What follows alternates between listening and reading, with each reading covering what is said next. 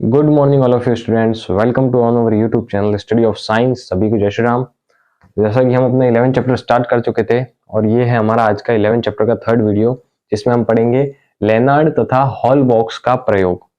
ये प्रयोग इतना इंपॉर्टेंट तो नहीं है बट आपके सिलेबस में, इसलिए आज हम ये टॉपिक पढ़ेंगे। वैसे इस टॉपिक को इतनी इंपॉर्टेंस मत देना जितनी आप दूसरे टॉपिक्स को दोगे। इतना इंपॉर्टेंट नहीं है, एग्जाम में कभी पूछा नहीं गया, बट बाई चांस पूछ ले तो आपको ये टॉपिक समझना जरूरी है। इसलिए आज के टॉपिक में हम पढ़ेंगे लेनार्ड तथा हॉल-बॉक्स का प्रयोग। लेनार्ड तथा हॉल-बॉक्स ने क्या किया, एक निर्वातित नलिका ली, उसको एक बैटरी से जोड़ा और उस परिपथ में एक माइक्रोमीटर लगाया और निर्वातित नलिका में क्या ली, एक जिंक की प्लेट ले ली।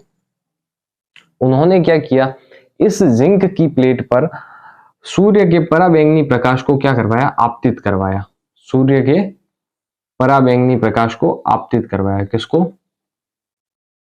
पराबैंगनी प्रकाश को।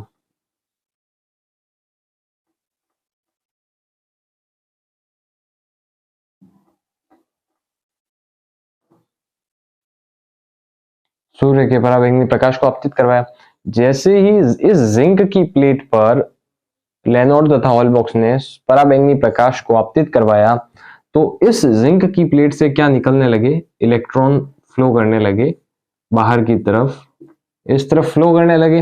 और जैसे यहाँ पर फ्लो करने लगेंगे, यहाँ पर पॉजिटिव चार्ज है तो ये उसको इलेक्ट्रॉन्स को क्या करेगा, अपनी ओर खींच लेगा।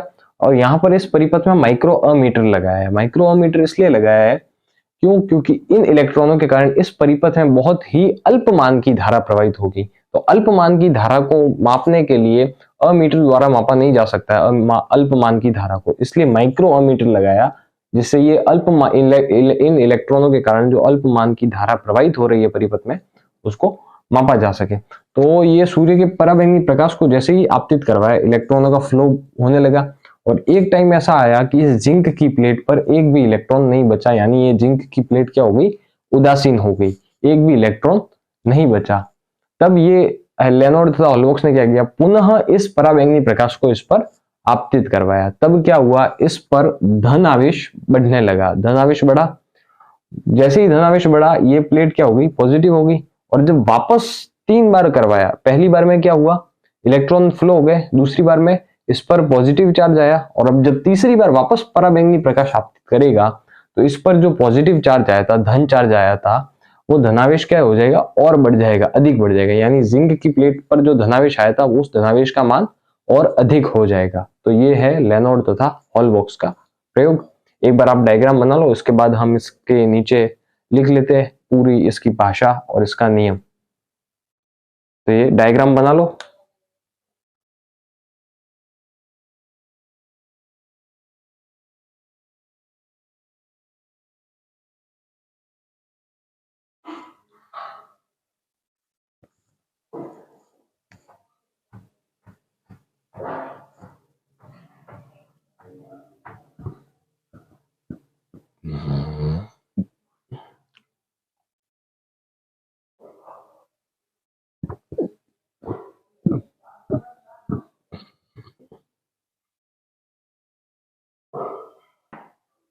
हाँ, तो अब हम लिख देंगे इसका निष्कर्ष। तो सबसे पहले क्या किया, हॉल-बॉक्स ने एक ऋणावेशित जिंक प्लेट पर सूर्य के पराबैंगनी भाग को आपतित किया। जैसा कि हमने डायग्राम में देखा था, जिंक की प्लेट थी ऋणावेशित, उस पर हमने क्या किया था, सूर्य के पराबैंगनी प्रकाश को आपतित किया था। उससे हमें निष्कर्ष क्या मिला कि ऋणावेशित जिंक प्लेट से इलेक्ट्रॉन का उत्सर्जन होता है, उत्सर्जन होने लगा था। फलस्वरूप ये प्लेट उदासीन हो जाती है। जब सारे इलेक्ट्रॉन्स बाहर निकल जाते हैं उस प्लेट से, तो प्लेट कैसी हो जाती है, एकदम उदासीन हो जाती है।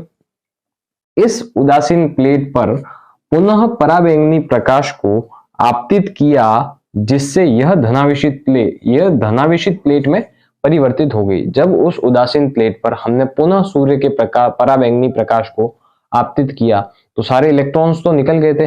अब उस जिंक की प्लेट पर क्या हुआ, धनावेश उत्पन्न हुआ, उसके कारण वो जिंक की प्लेट क्या बन गई, धनावेशित प्लेट में परिवर्तित हो गई। अब तीसरे स्टेप में हम वापस सूर्य के पराबैंगनी प्रकाश को आपतित करेंगे। इस धनावेशित प्लेट पर पुनः पराबैंगनी प्रकाश को आपतित किया, फलस्वरूप इस प्लेट पर धनावेश की मात्रा बढ़ गई। यानी हमने 3 बार उस जिंक की प्लेट पर सूर्य के पराबैंगनी प्रकाश को आपतित किया। पहली बार में क्या हुआ, इलेक्ट्रॉनों का उत्सर्जन होने लगा और प्लेट कैसी हो गई, उदासीन हो गई। उदासीन हो गई। जब हमने पुनः पराबैंगनी प्रकाश को आपतित किया और उससे क्या होगी, यह प्लेट धनावेशित प्लेट में परिवर्तित हो गई और 2 बार कर दिया। अब तीसरी बार जब हमने पुनः इस प्लेट धनावेशित प्लेट पर पराबैंगनी प्रकाश को आपतित किया, उसके फलस्वरूप इस प्लेट पर क्या हो गया, धनावेश की मात्रा बढ़ गई। सबसे पहले तो जब हमने प्रकाश आपतित किया तब क्या हुआ, इलेक्ट्रॉनों का उत्सर्जन हुआ, प्लेट उदासीन हो गई।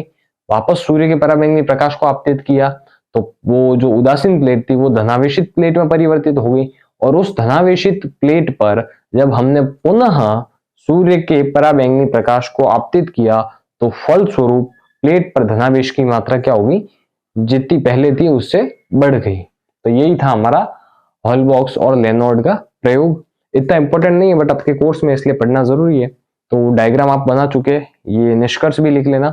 तो आज का वीडियो यहीं खत्म होता है। ऐसे ही जुड़े रहिए हमारे YouTube channel history of science के साथ।